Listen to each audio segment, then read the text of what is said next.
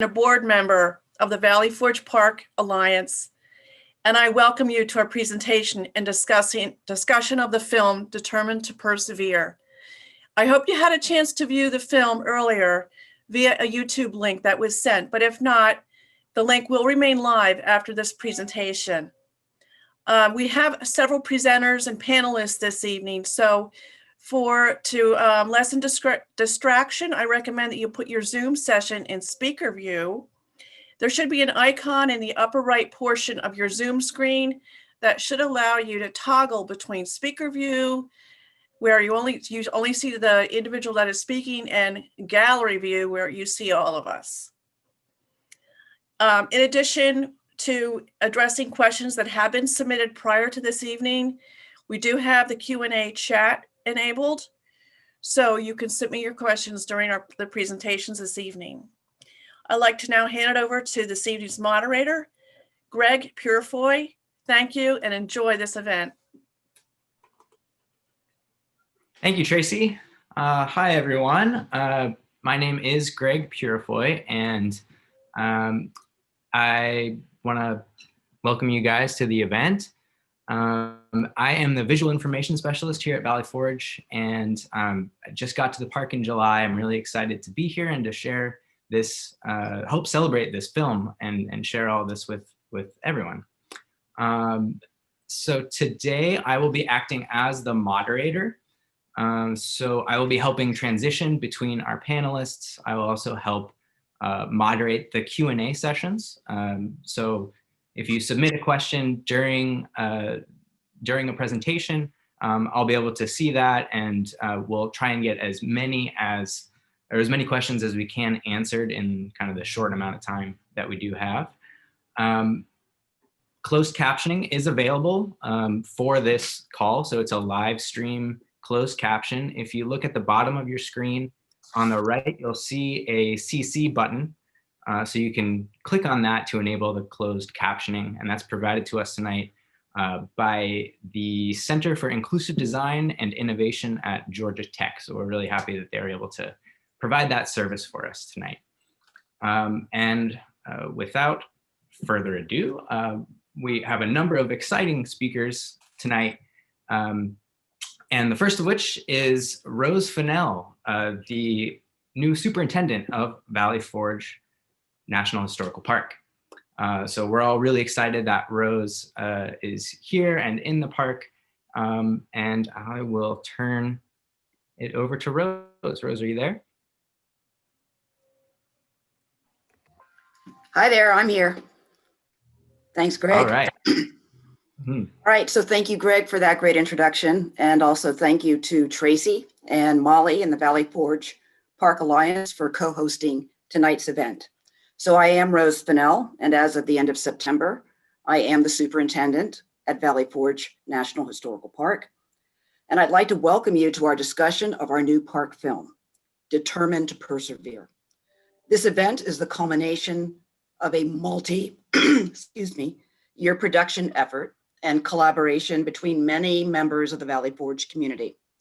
Tonight, we will be hearing from the film team, including Peter and Per Argentine, the producers and directors of the film, our own and former Jonathan Parker, former chief of interpretation and the Valley Forge Park lead in this effort. And Amber Hodges, the executive producer of the film and audiovisual producer at the National Park Service's Harpers Ferry Center. After each of these short presentations of our panelists, there's going to be some time for Q&A. So please start developing those great questions. I'd also like to thank our regional leadership, Regional Director Gabe Vitsky, Deputy Regional Director Debbie Conway, and Regional Chief of Interpretation Frank Barrows for taking the time to join us tonight. Again, welcome all. Thank you for joining me and the rest of the Valley Forge community in celebrating the premiere of the new park film, and huzzah.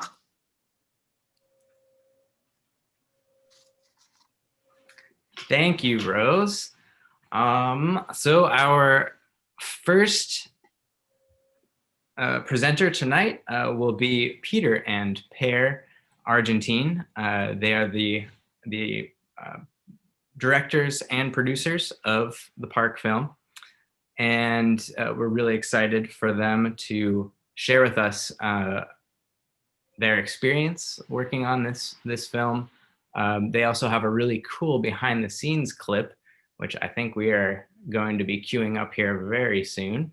As a reminder, you can submit some questions for Peter and Per while you're watching their clip and while you're listening to their short presentation. And after the clip and their speaking time, we'll have some time to actually field some of those questions. There were also some questions submitted before our time tonight, and so we can answer those in just a few minutes. So if you are ready, Peter and Per, take it away. Thanks, Greg, and thank you, Rose. It's always good to hear a huzzah.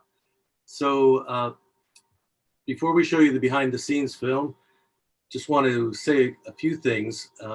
Making any film is a big undertaking with a lot of people making it possible. And in this case, it was a massive undertaking. And we couldn't have done it without so many people who cared deeply about the project and about telling American history story. So one of the first I'd like to thank is Laura Linney, who contributed her considerable talents to narrating this film. I'd like to thank the Oneida Indian Nation for providing the reenactors, clothing, historical consulting, and even some of the background. You can hear some of the actors speaking in the Oneida language. It's particularly fulfilling for me because I worked with Oneida Representative Ray Halbritter 40 years ago when we were both very young men. I'd like to thank the co-producer who put up with a lot of my demands and who happens to be also my son, Eric Argentine. And then Alan Foyer, who was the production manager, and you'll see him in the behind the scenes film. He'll be the one with all of the walkie-talkies around him. And Alan made sure all of the thousands of logistics and that we were fed and everything else, and that everything fell into place, as did Eric. Director of photography, Jeff Garton, is incredible. He brings an amount of passion and energy to every project. We always were dumbfounded at how he can just keep going and keep going on these projects. We have limited resources, and Jeff makes the most out of it and creates exceptional work. So thank you, Jeff.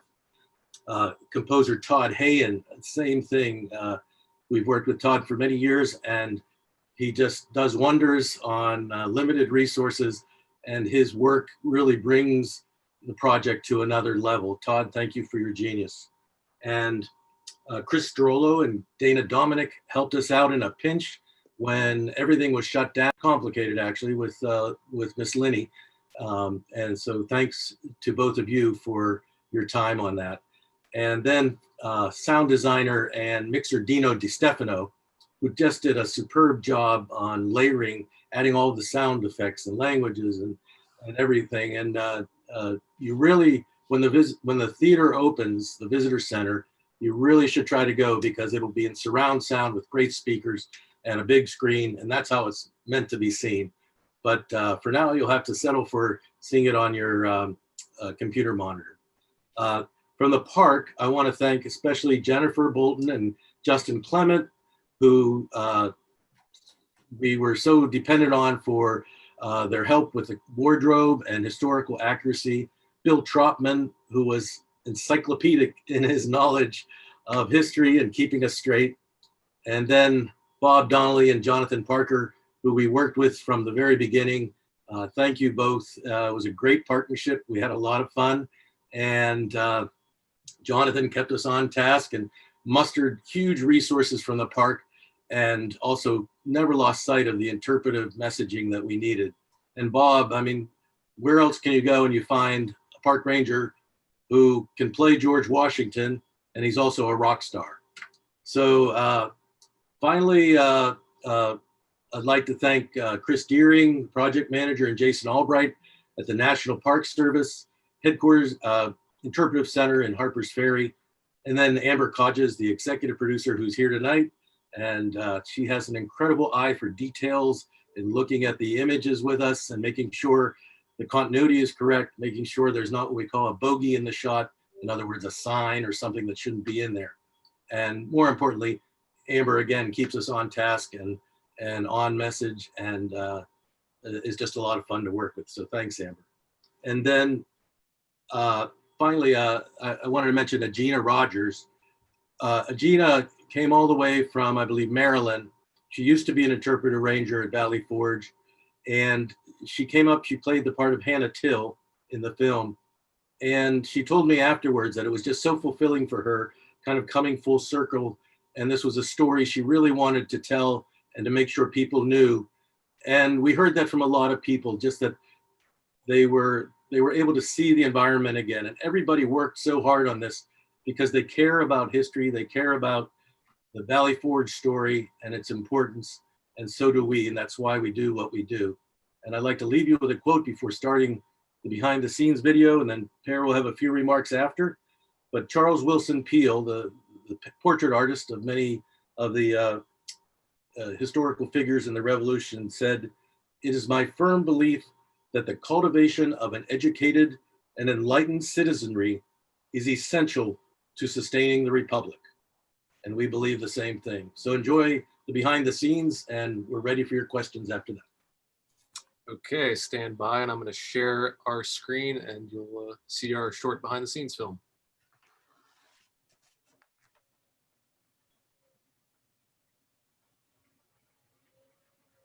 I do the video. Start again.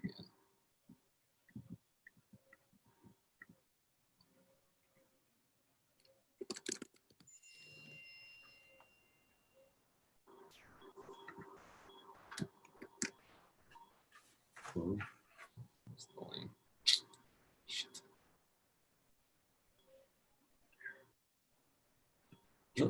Stop it. Yep. Stop it. Oops, sorry, we're having some technical difficulties. It worked in preview.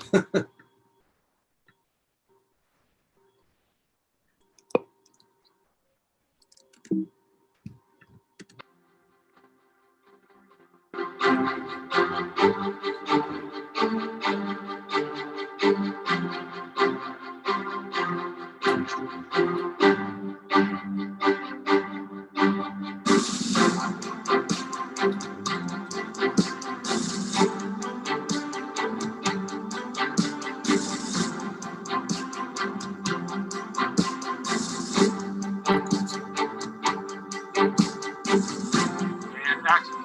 What? On. Action. Action. Action. Action. Action. Cut. Awesome. Thank you. Before any filming begins, once we have script, the production needs to be carefully planned because there's a lot of cast and crew and logistics and a lot of moving parts. A storyboard can help plan the shots, the angles, the timing, the set design. Here's an example of storyboards from the march-in scene that we created just to give a rough idea of how the scene would play out. Here's another example of storyboards that we created for the Baron von Steuben introduction scene that we had a lot of fun with. Baron Friedrich Wilhelm August Heinrich Ferdinand von Steuben. Never before or since have I had such an impression of the ancient fabled god of war. He seemed to me a perfect personification of Mars.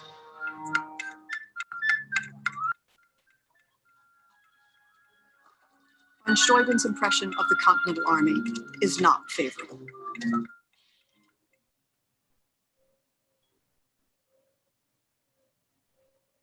We used visual effects throughout the film to bring the story of Valley Forge to life. There were several shots where we wanted to give a hint of the size of the army. So we took a single shot with the reenactors that you can see here, and then we broke it up and layered it in the window to give the illusion of a much larger force.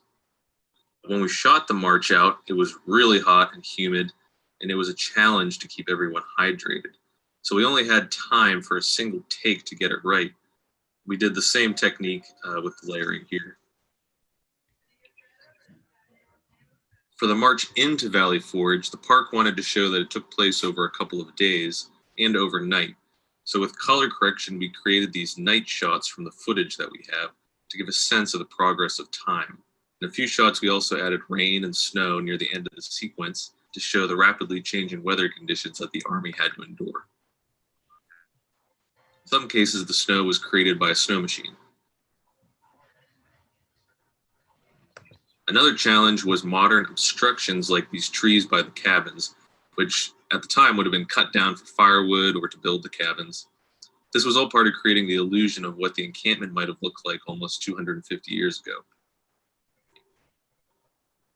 Many of the trees and buildings that we erased, you probably won't even notice are gone, but all this helps in creating the illusion of a cold and barren encampment.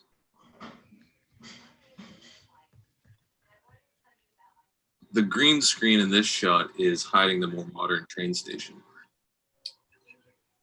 Here again, we wanted to show how the forests around Valley Forge would have been cut down and denuded over the course of the winter. These are just some of the visual effects that we incorporated into the film. Fire.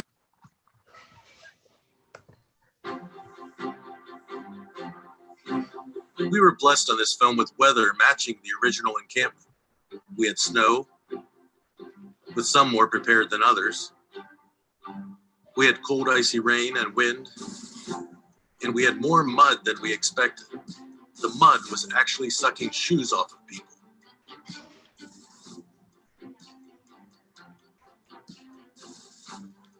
A project of this scope and complexity requires a huge amount of people. A number of first-class reenactor groups and volunteers, park staff, our dedicated film crews, and even some volunteer horses. There was some downtime for the reenactors, which was used in different ways.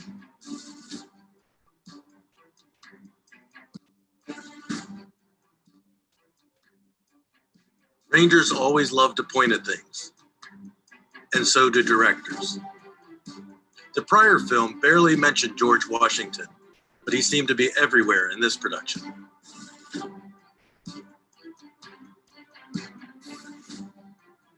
There were many eyes watching every shot to make sure all of the details were correct.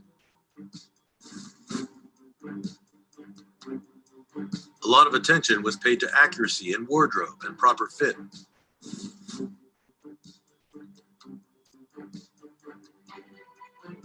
Here's former Superintendent Steve Sims getting outfitted as an engineer. And here's the famous tailoring brigade, who did a lot of alteration and repair.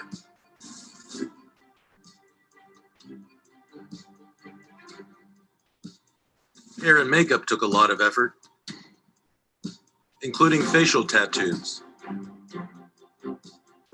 and fake wounds.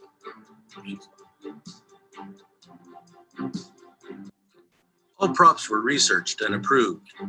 Here's a field tent going up for the officers. Rangers spent a lot of time building fires outside and in the cabins. Firearm safety was critical.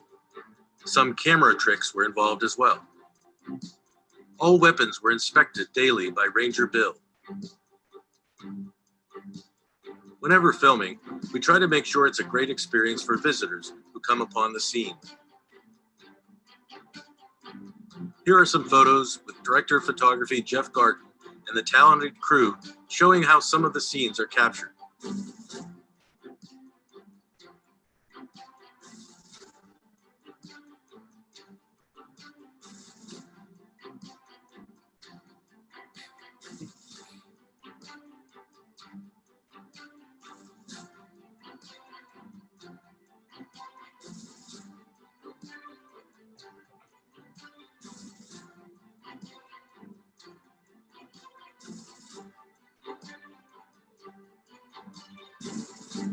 And special thanks to Ranger Beth for taking a lot of these great photos.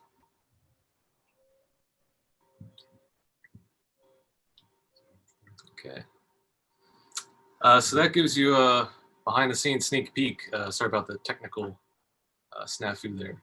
I just want to talk real briefly about logistics before we jump into the Q&A. we had a limited number of shooting days, but we had a lot of ground to cover with all the different scenes, the different people we needed to show. It was also a real challenge to work around the modern obstructions, which you saw a little bit there, the trees, buildings, all sorts of things that wouldn't have been there 250 years ago. We also had a lot of logistical challenges coordinating all the various reenactor groups, lunch, locations, and all that. We had a great group of reenactors who were portraying all the different roles, the camp followers, and different military units with all their different uniforms. Some of those groups were the Rhode Island, the 3rd New Jersey Greys, the 2nd PA, the 1st New Jersey, the British Dragoons, British 40 Light Infantry, and many others that helped us out. We really love working with reenactors because they're so passionate about what they do, and they're experts on whatever part of history that they're passionate about. So it's a lot of fun and very fulfilling. And they take great pride in that authenticity that they bring to the roles. So we'd like to open it up to Q&A. All right. Thank you, guys. That was awesome. That's such a great clip. We have a few questions here in a couple of different categories. Hi, everyone. Sorry about that. So we have a couple questions here in a few different categories. So for shooting the film, how many total actors were there involved in the production? Rough, I mean, maybe not exact, but rough. Lots. If you look at the credits, there's quite a few. I would say, all told, At least 100. More than 100 easily, including volunteers and the reenactor groups. That's a good question. We haven't actually counted them, but if you look at the credits, there's quite a few going by. Yeah, again, that was a lot of, just making sure everybody has hot liquids and stays warm. We had warming areas and things like that. And some people traveled actually fairly far, and so we really appreciated that. And there's somebody else I'd like to thank too, Joe Beckton, who I think is on the line right now. And Joe was responsible for bringing a lot of the African-American reenactors on. And so thanks, Joe, they were great. And again, it was one of the cool things was that people really felt like they were back in time, the reenactors and the crew even, and the rangers, and because these environments were set up. They said this is much better than an encampment because we really feel like, we're there with the smoke and everything else. So that was kind of cool to be able to provide that. Yeah, awesome. Another question regarding the shooting of the film. What was your favorite and least favorite scene to shoot if you had to choose? For me, I think my favorite scene was probably with Baron von Steuben, maybe his arrival, because he is a larger than life character. And so we played that up a little bit. We didn't want to take it too over the top, but he's such an interesting historical figure. So I thought that was really interesting. Think about your least favorite one. Yeah. My favorite one was all the ones that got completed because each was a challenge. There were a lot of shots, a lot of setups, but I would have to say I especially enjoyed doing the Oneida scene at the Battle of Barren Hill. A lot of these scenes, by the way, they were shot kind of out of season, so we had to carefully select the shots to make sure that shot was starting early autumn and it should have been in the spring. So we had to make sure we weren't showing any fall colors or they would be fixed in color correction. Also want to thank the effects guy, Robert Newton. Tremendous job. A lot of the cabins had moss on them, for example, but they wouldn't have if they were just built. So Robert and also the color correction, Ted Snavely, were able to reduce that to make it more realistic. Least favorite scene, I don't know. The mud was a lot of fun too. A challenge, but fun.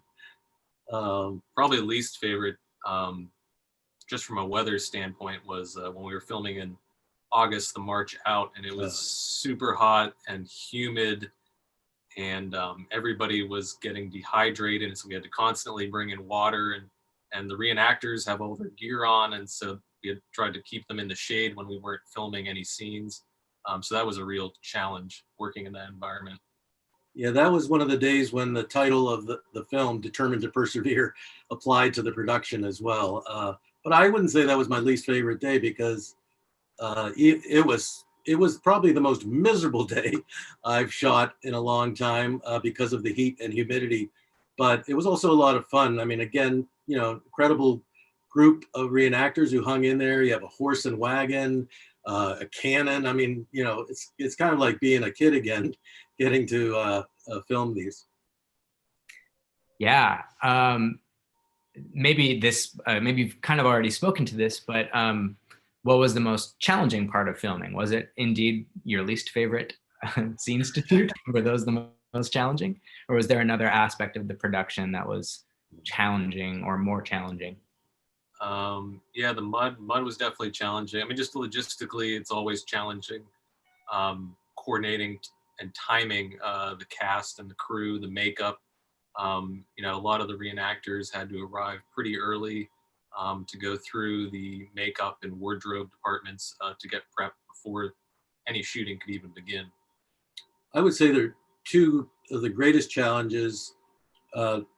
One was when we first got there at the scout and the site visit, just seeing modern structures, trees, things that shouldn't be there, and having to design shots working with Jeff Garten and making sure to avoid those as much as possible, but then also working and with things that we knew we'd be able to change after the fact. So the second thing was working with a limited amount of reenactors.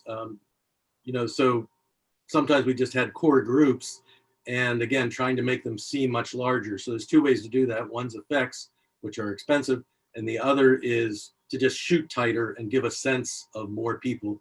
And again, the sound work can make that seem larger. Yeah. With regards to the sound in the film, what was the most difficult or interesting sound to capture in the production?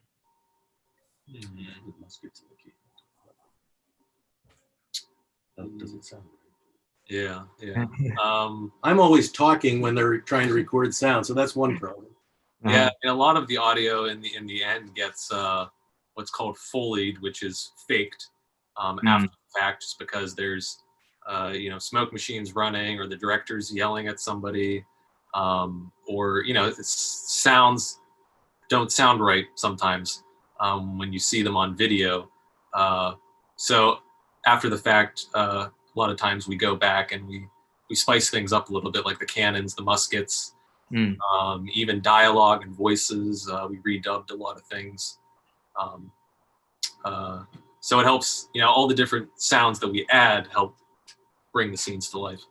Yeah. When you hear the actual recording of a black powder rifle or the cannon, it really needs to be embellished. And there's higher end recordings of those same authentic instruments, but recording the full depth of the sound. Normally it just gets tamped down and doesn't sound like much. Someone asked how many hours in the day we worked. Typically the shooting time was 10 hours. Sometimes it went over a little bit longer, tried to avoid that. But there's a lot of people who start several hours earlier and several hours after, cleaning up, setting up coffee in the morning, getting makeup started, and wardrobe and things like that. So people arrive a lot earlier than that 10-hour shooting day. And I think we've got time for one more question here. Let's see. What was the most interesting history fact that you learned during production? That's a good question. Well, the Battle of Barron Hill, actually, I didn't really know much about. So I thought that was really interesting. And Justin Clement had done background work on that. And there's a a book on the Oneida participation in the Revolutionary War that also goes into detail on it. So piecing that together and also trying to figure out how to capture that in a brief little period of time in the film that we had for it, that was, but we learned just every step of the way, we learned a lot. And that's always the fun. That's the greatest part of making these films, is you learn so much. Again, kudos to Jonathan and Bob, who kind of steered us, and also at the same time respected our filmmaking skills as well. Those help to make the best outcomes. But yeah, it was fun to learn a lot of things. There's just a tremendous amount of details, and sometimes there were things that we read that just weren't true, that the park did fact checking on, or we fact checked and found that didn't actually happen. How about you?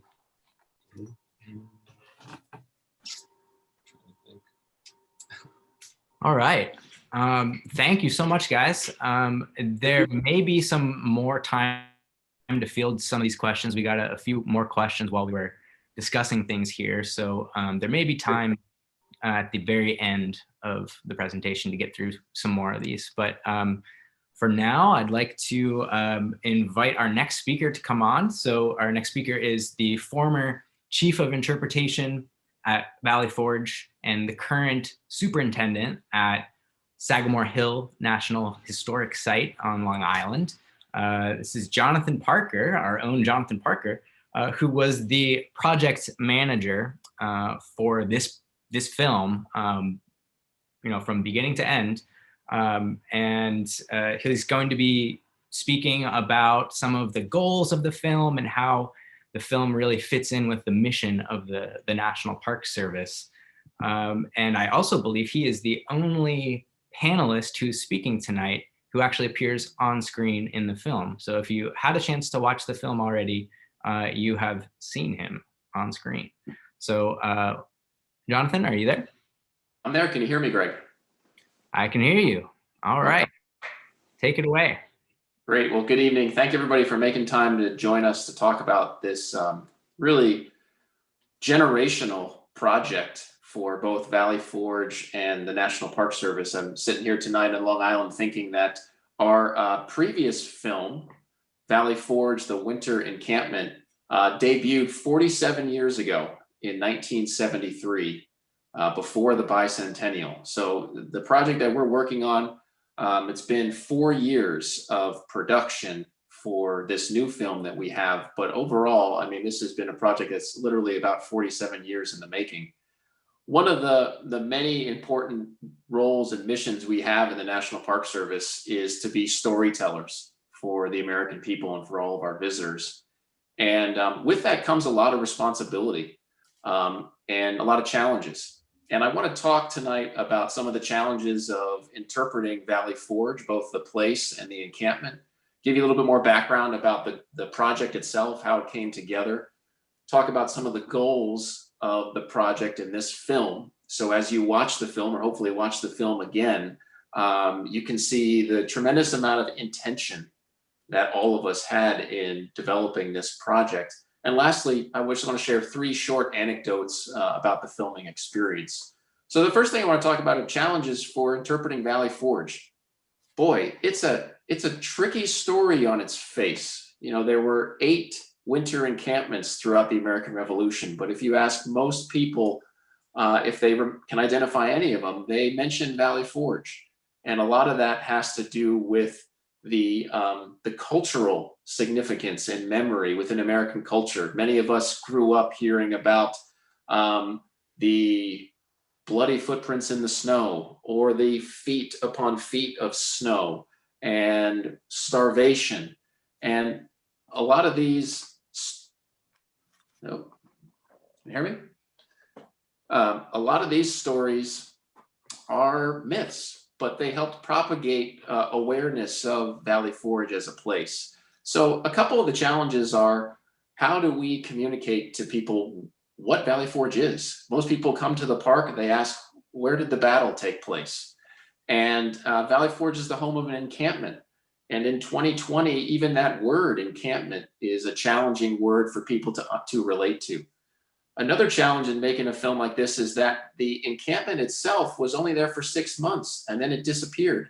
And when you go to the park today, we've got some great tangible examples of some historic structures that were there. But for the most part, the park is a very beautiful park-like landscape. So how do we, this is one of the few opportunities we have to try to recreate what that encampment looked like.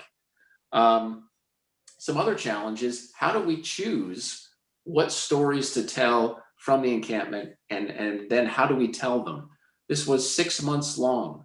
There were so many choices that we had to make as a park staff and as a production team as to what to tell, and we had some pretty remarkable constraints. When I arrived in the park in 2016, we received word that we had gotten about $325,000 in funding for this project, and the film was going to be 8 minutes long.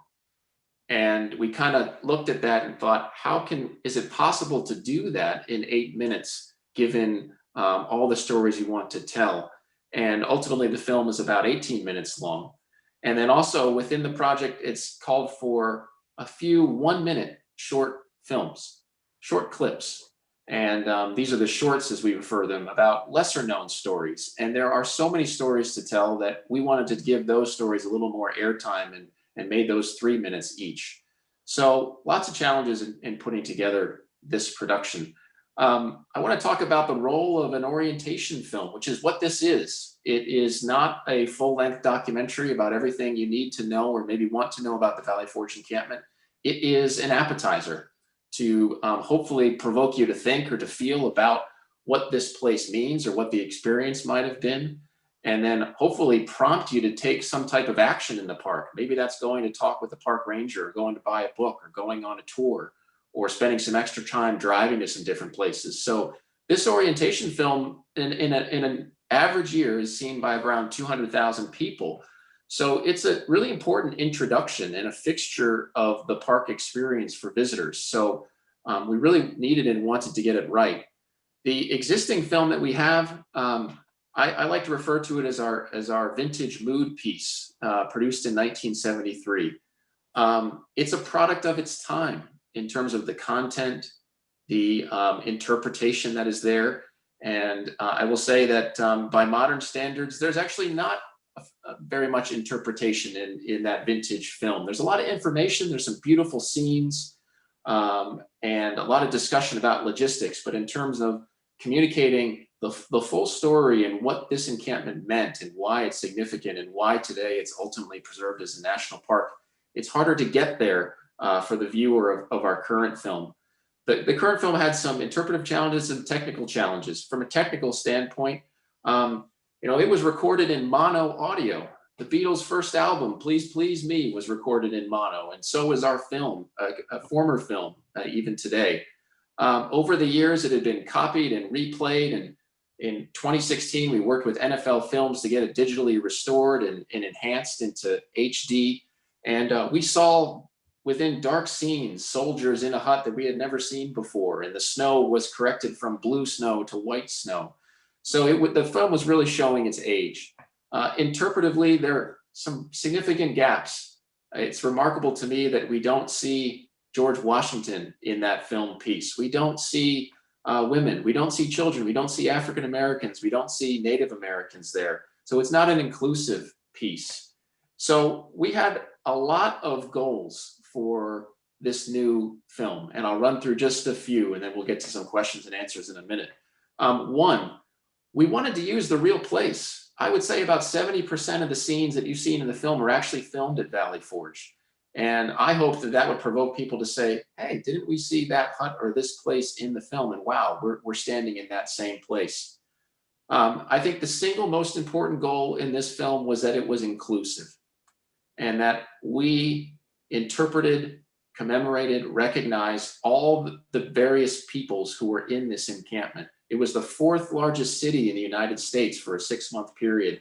People speaking multiple languages, multiple religions, coming from multiple states. We wanted to show all of those people who made a contribution to the success of not only the encampment, but the ultimate victory within the Revolutionary War. We wanted the film to be immersive and big. we were so fortunate. There was such a silver lining when the government shut down production. And when we were able to resume, we had snow, we had rain, we had 3 seasons of weather across 4 days, which is a miracle. And is why the film looks so immersive and the way that it does. A couple other goals: we wanted to debunk some myths that are not accurate and don't inform the visitor. And we also wanted to showcase the natural resources within the park. One of our short films is all about the natural resources in the park and the work that the Park Service does to preserve and protect those as well. So we could talk a lot about the film. I want to close on 3 brief stories before we get into questions and answers. One, Peter mentioned the role of the Oneida Indian Nation.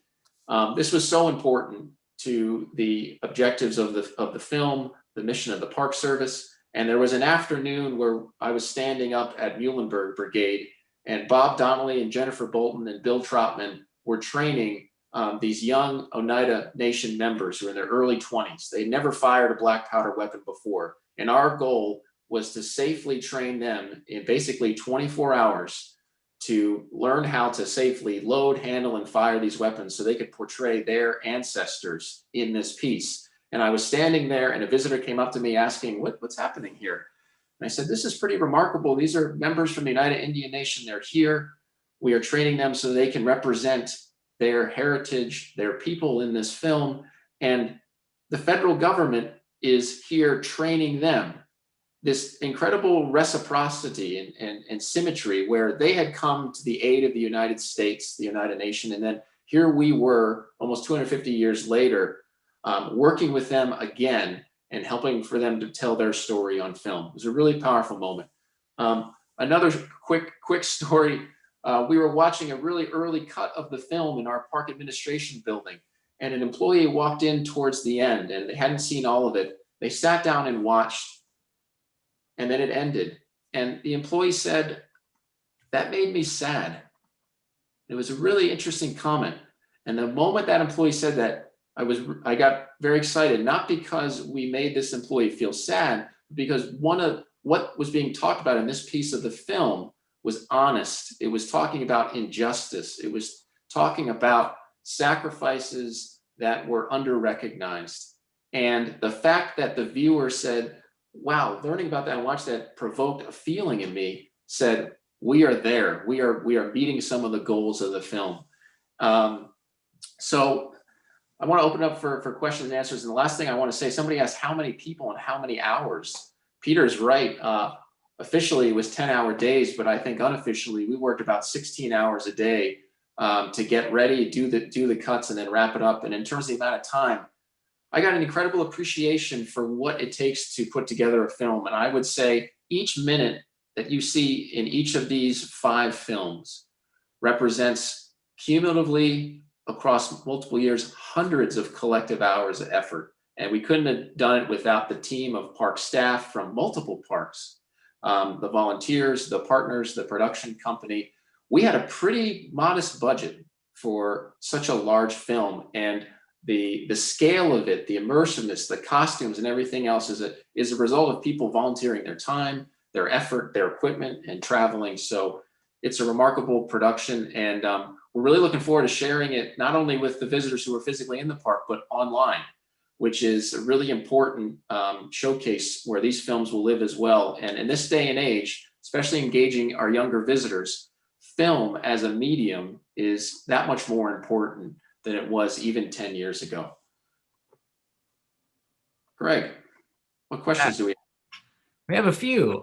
So were there any particular stories that had to be cut from the original vision of the film? Any stories that you weren't able to tell that you wish you could have maybe? Yeah, the short answer is there's a lot, because there were 12 to 20,000 people in the encampment over a 6-month period.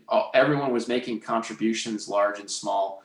So we had to be selective into choosing stories that were particularly emblematic of a key point within the encampment. This is a story about transformation.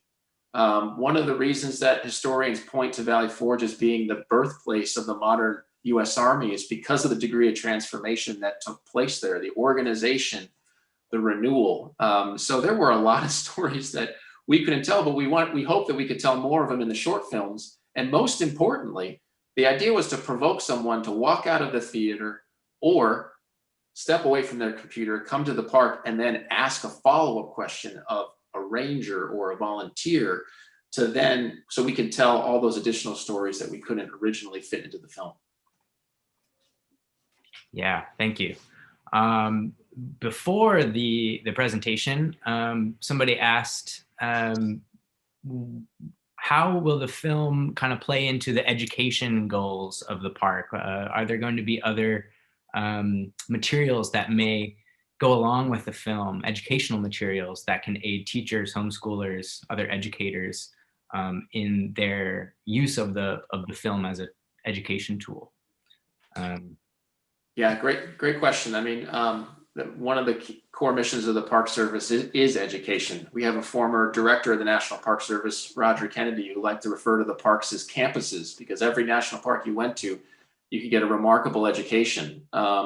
So these films are a jumping off point. They're a beginning for spending more time telling and talking about these stories.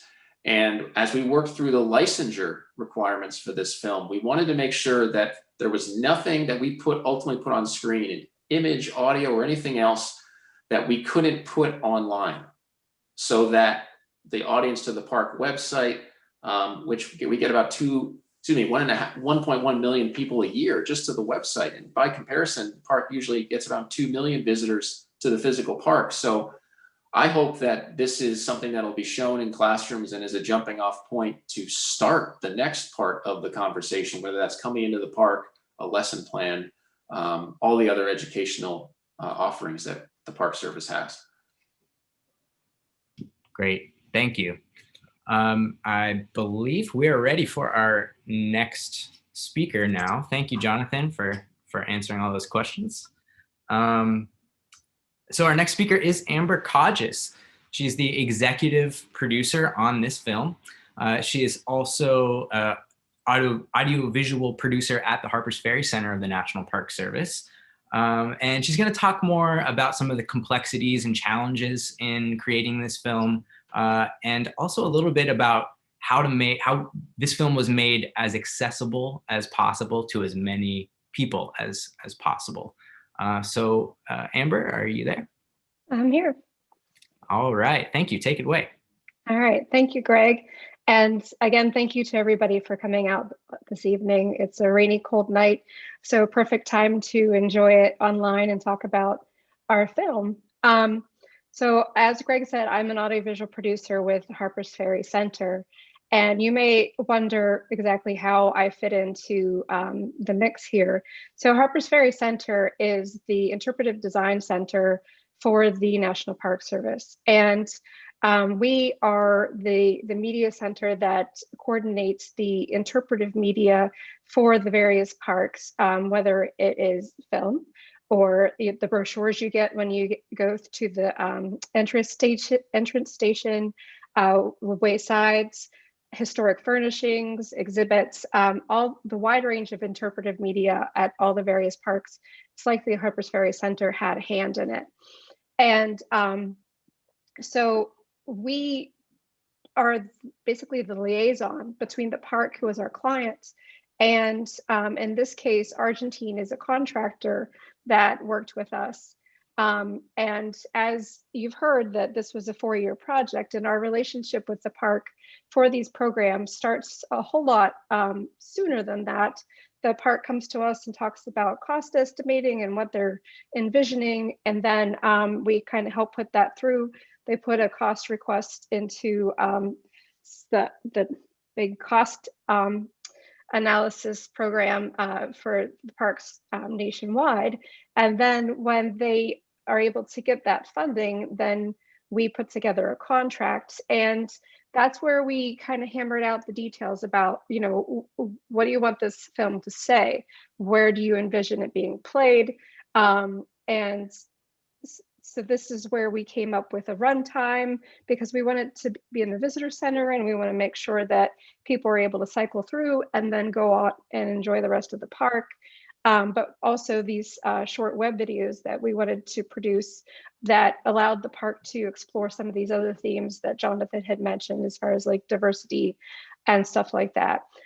Incidentally, Harpers Ferry Center is also working with Valley Forge to produce new exhibits for the visitor center space. And so once that opens, it should be pretty exciting. You'll have a new visit, a new film, and new exhibits to see. And so as far as challenges go, working with contracts, there's always a challenge. Some people had mentioned the government shutdown, which is a challenge because everything is halted, and you feel like all your forward progress is just stopped suddenly. And so we had the government shutdown of 2018, which ultimately worked out in our favor with the weather. And then this year, as everybody is aware, we had the COVID challenges. And so we've had to get really creative. Argentina has been tremendous in getting creative in post-production and with the Laura Linney narration.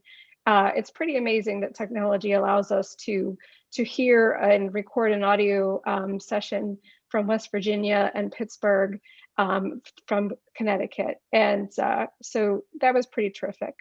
But for all the challenges that we face, we don't have Hollywood budgets, but it's made up for in the passion of everybody who comes together to create these projects. The contractor, I've worked with Argentine for years. They are dedicated and passionate about parks service programs, and I'm getting to work with them on another one. They're not done with me yet, for San Antonio missions in Texas. And one of the truly special things is to go to the parks, because they are truly dedicated to their parks and they want to share it with everybody. And so the opportunity and honor it is to produce a film for the parks and for Valley Forge is I'm truly humbled in that I get that opportunity to do that. So, for all the challenges that we face, that there are a lot of positives. And so Jonathan had mentioned about accessibility as far as distribution. We didn't want to have any license constraints on the program so that we could send it, via online or in the theater.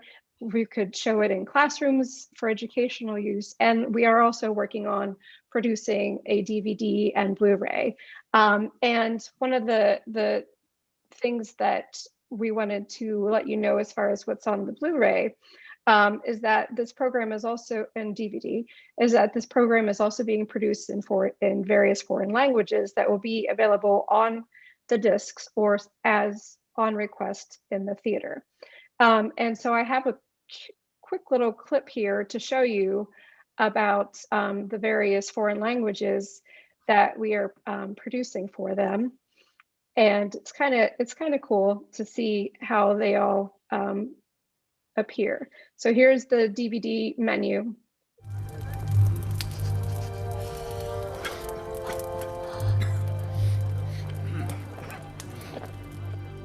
Some in Congress have labeled Washington a tyrant and have questioned his ability to command. La delegación visitante encuentra a Washington como un líder tranquilo y decisivo. Au final, le Congrès approuve les demandes de Washington et adopte ses recommandations, incluindo a nomeação de Nathanael Green como o novo chefe de suprimentos. Грин сразу же приступает к улучшению системы поставок и увеличивает поставки пропитания и оборудования в лагерь. Im Februar kommt Martha Washington, sich ihren Mann anzuschließen. Sie beginnt den Haushalt zu führen und die Offiziere und ihre Frauen zu unterhalten. 他的助手是华盛顿将军的私人厨师汉娜·迪尔，一位黑奴妇女。她在战争结束前赎身获得了自由。戦時中、幾千ものアフラ系アメリカ人の男女が犠牲になり、アメリカの独立のために従事しました。 So as you see, producing these in the foreign languages will open up this program to a much larger audience. than just your English speaking audience.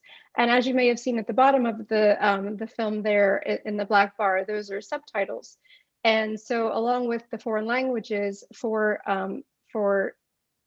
blind and low vision visitors, for deaf and hard of hearing visitors, we produce subtitles to allow them to be able to read the narration and audio effects and stuff like that, so that they will be able to have that assistance, as well as audio description for excuse me, for blind or low vision visitors.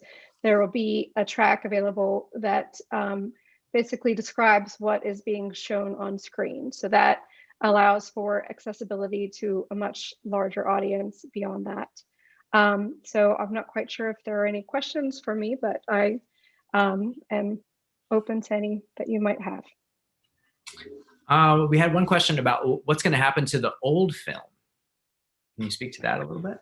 I can. So part of my duties here at Harpers Ferry Center is I'm the audiovisual archivist.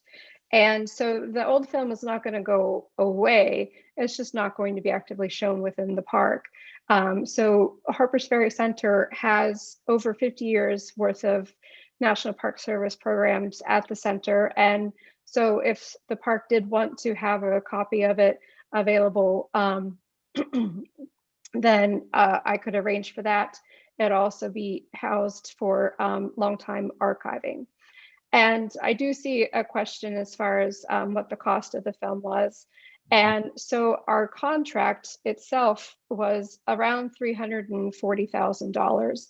And so that was the cost of everything, including pre-production all the way up to post-production, and all of the subcontractors, the contracts, and all the location shooting.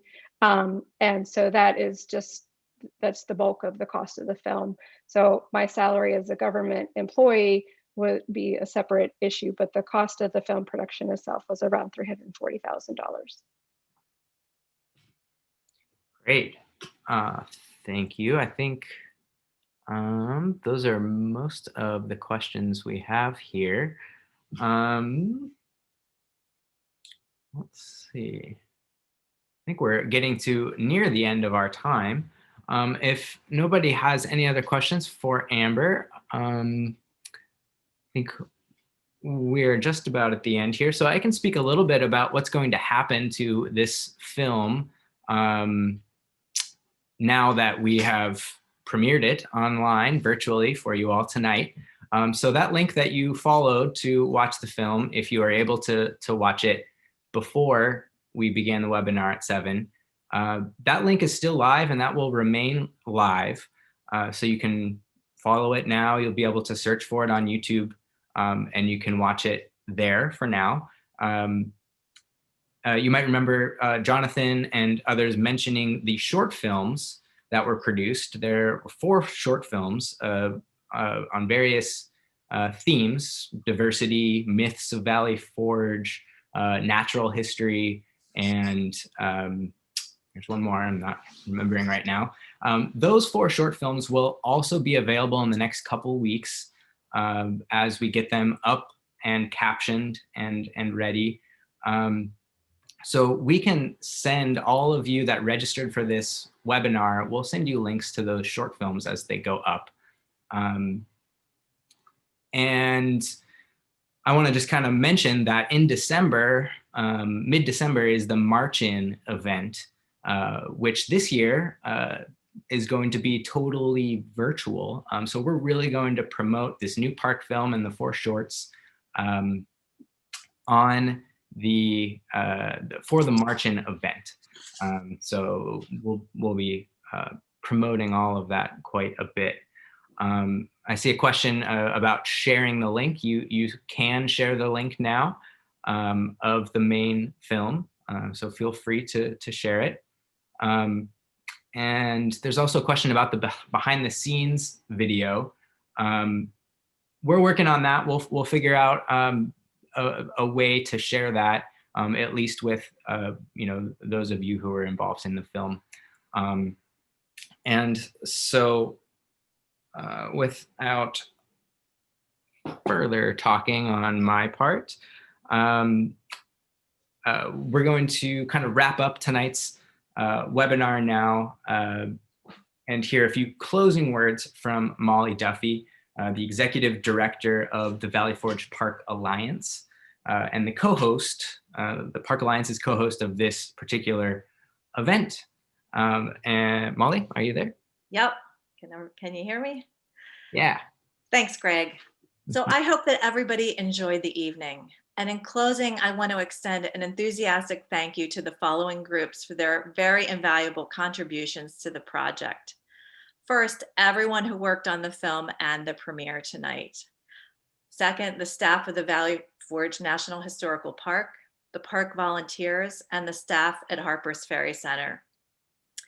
I also want to send out a very special thanks to the following groups: Kenneth Gavin and Colonel Ogden's 1st New Jersey Regiment, Paul Lone and the 2nd Pennsylvania and 43rd Regiment of Foot, David Blackburn and the staff at Hopewell Furnace National Historic Site, Meadowcroft Rock Shelter and Historic Village, the Tailoring Brigade, Randall Spackman at Thornberry Farms, and Agena Rogers. The production would also like to express deep gratitude to the Oneida Indian Nation for their contributions to the project. And thank you, Valley Forge Park Alliance members, for your wonderful support of Valley Forge. You really make our mission possible every day. And last, thank you all for participating in this discussion tonight and for helping us celebrate the premiere of the film. Thank you. And I wish you good night from Valley Forge.